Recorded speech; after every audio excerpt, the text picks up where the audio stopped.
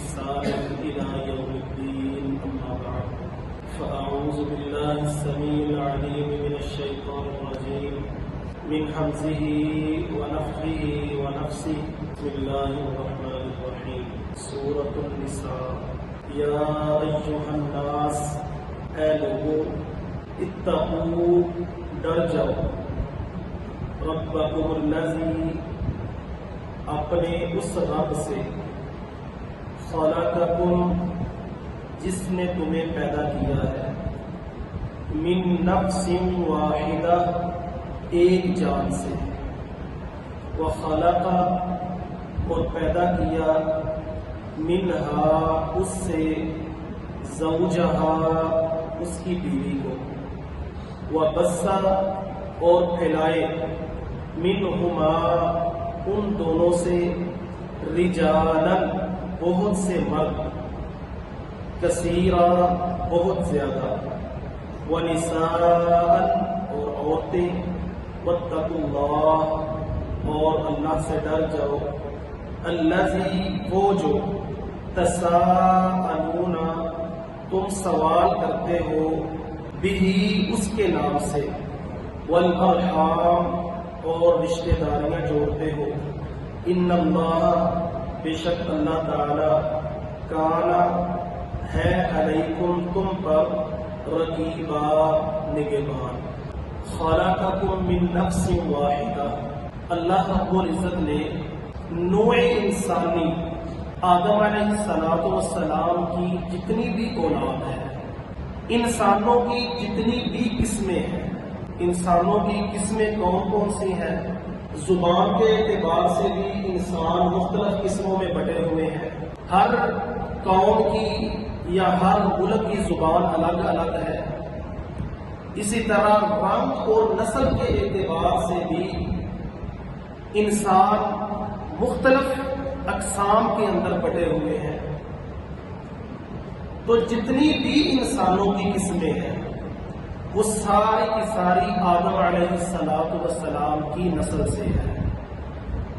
رسول اللہ صلی اللہ علیہ وسلم نے فرمایا، قیامت کے دن لوگ آدم علیہ السلام کے پاس جائیں گے اور کہیں گے، اے آدم، آپ انسانوں کے باپ ہیں، آپ کو اللہ نے اپنے ہاتھوں سے بنایا ہے. تو آدم علیہ السلام انسانوں کے، تمام انسانوں کے باپ ہیں. ایک جان سے پیدا کرنے سے یہ توجہ دلانا بھی مقصود ہے کہ تم انسان ایک شخص کی اولاد ہو. اگر آپس کے اندر تمہاری کوئی رشتہ داری نہ بھی ہو تو یہ رشتہ داری سب سے اہم ہے. ایک انسان کی اولاد آپس کے اندر اگر رشتہ داری نہ ہو، بہن بھائی، ماں باپ، رشتہ دار اگر نہ بھی ہو، تو یہ رشتہ جو اللہ رب العزت نے قائم کیا ہے کہ سارے انسانوں کو ایک اولاد، آدم علیہ السلام کی اولاد بنایا ہے، یہ رشتہ کسی رشتے سے کم نہیں ہے. تو اس کا ہی خیال رکھو اور اپنے کمزوروں کی مدد کیا کرو. اگر ہم اس رشتے کا ہی خیال کریں تو اس رشتے کا خیال کرتے ہوئے اپنے کمزور اور ضعیف لوگوں کی ہمیں مدد کرنی چاہیے. وَخَلَقَ مِنْهَا زَوْجَهَا، اور اللہ رب العزت فرماتے ہیں اس میں سے اس کی بیوی کو پیدا کیا ہے. کس میں سے؟ آدم علیہ السلام سے.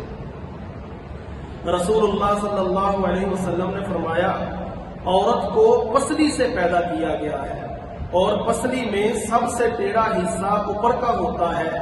اگر تم اسے سیدھا کرنا چاہو تو توڑ بیٹھو گے، اگر تم اس سے فائدہ اٹھانا چاہو تو اس طرح فائدہ اٹھاؤ کہ اس میں برابر ٹیڑھا پن رہے. اگر تم عورت کو سیدھا کرنا چاہو تو سیدھا نہیں کر سکتے، تو اس کو توڑ دو گے. اگر تم اس سے فائدہ اٹھانا چاہتے ہو تو مسلسل فائدہ اٹھاتے رہو اس کے ٹیڑھے پن کے ساتھ ہی. اور رسول اللہ صلی اللہ علیہ وسلم نے فرمایا، اس کو توڑنا کیا ہے؟ اس کا توڑنا یہ ہے کہ اسے طلاق دے بیٹھو گے. اگر تم عورت کو سیدھا کرنا لگ پڑو تو تم سیدھا نہیں اسے کر سکو گے، اسے طلاق دے بیٹھو گے. تو اس لیے اس کو تم سیدھا نہ کرو، اس سے مسلسل فائدہ اٹھاؤ، اس کے ٹیڑھے پن کے ساتھ ساتھ ہی۔ قرآن کی آیت سے یہ بھی معلوم ہوتا ہے کہ حوا علیہ الصلوۃ والسلام آدم علیہ الصلوۃ والسلام سے پیدا ہوئی ہے۔ رسول اللہ صلی اللہ علیہ وسلم کی حدیث ہمیں یہ بتلاتی ہے کہ رسول اللہ صلی اللہ علیہ وسلم نے، بعض لوگوں نے اس کا مطلب یہ بیان کیا ہے کہ عورت میں کچھ ٹیڑھا پن رہتا ہی ہے، اس لیے اسے پسلی سے تشبیہ دی گئی ہے، مگر قرآن کے صریح الفاظ کے آدم سے اس کی بیوی کو پیدا کیا گیا، اس کے ساتھ اگر حدیث کو ملایا جائے تو اس کا پسلی سے پیدا ہونا ثابت ہوتا ہے۔ رسول اللہ صلی اللہ علیہ وسلم کی حدیث کے عورت کو پسلی سے پیدا کیا گیا ہے، اور قرآن کی آیت یہ ہے کہ اس کی بیوی کو اس سے پیدا کیا گیا ہے۔ تو اگر قرآن کی آیت اور حدیث دونوں کو ملائیں تو پتہ یہ چلتا ہے کہ آدم علیہ الصلوۃ والسلام سے اس کی بیوی کو پیدا کیا تو ٹیڑھی پسلی سے بنایا گیا تھا اس کی بیوی کو۔ تساءلون بہ والارحام، یعنی جس اللہ کا نام لے کر تم ایک دوسرے سے سوال کرتے ہو اس اللہ سے ڈر جاؤ۔ ہم جب بھی ایک دوسرے سے سوال کرتے ہیں تو اللہ کے نام کو ہم ضرور شامل حال رکھتے ہیں۔ اگر آپ کسی سے کوئی قرض وغیرہ لیتے ہیں تو اس کو ہم یہ دعا دیتے ہیں کہ اللہ تمہارا بھلا کرے، یا اللہ اس کے بدلے میں تجھے اچھا نعم البدل عطا فرمائے۔ تو فرمایا تساءلون بہ والارحام، جس اللہ کا نام لے کر تم سوال کرتے ہو ایک دوسرے سے اس اللہ سے ڈر جاؤ۔ اور والارحام، رشتہ داریوں کو بھی ہم اللہ کے نام کے ذریعے ملاتے ہیں، تو فرمایا رشتہ داریوں کو توڑنا نہیں ہے، قطع تعلقی نہیں کرنی، رشتہ داروں کو ناراض نہیں کرنا، جہاں تک ممکن ہو سکے رشتہ داروں کو ساتھ ملا کر چلنا ہے۔ تساءلون بہ والارحام، اللہ کے نام پر ہم سوال بھی کرتے ہیں اور اللہ کے نام کے ذریعے ہم رشتہ داریوں کو بھی ملاتے ہیں۔ تو اس اللہ سے تم نے ڈرنا ہے، رشتہ داریوں کے ساتھ بدسلوکی نہیں کرنی۔ اور رشتہ داری کو توڑنے والا رسول اللہ صلی اللہ علیہ وسلم نے فرمایا کہ جنت میں داخل نہیں ہوگا۔ اور اسی طرح رسول اللہ صلی اللہ علیہ وسلم نے فرمایا جو بندہ یہ چاہتا ہے کہ اس کے رزق کے اندر فراوانی کر دی جائے، اس کے رزق کو بڑھا دیا جائے، اور جو یہ چاہتا ہے کہ اس کی عمر کو لمبا کر دیا جائے، تو اسے چاہیے کہ وہ اپنے رشتہ داریوں کے ساتھ اچھا سلوک کرے، رشتہ داریوں کو ملائے، رشتہ داریوں کو توڑے نہ۔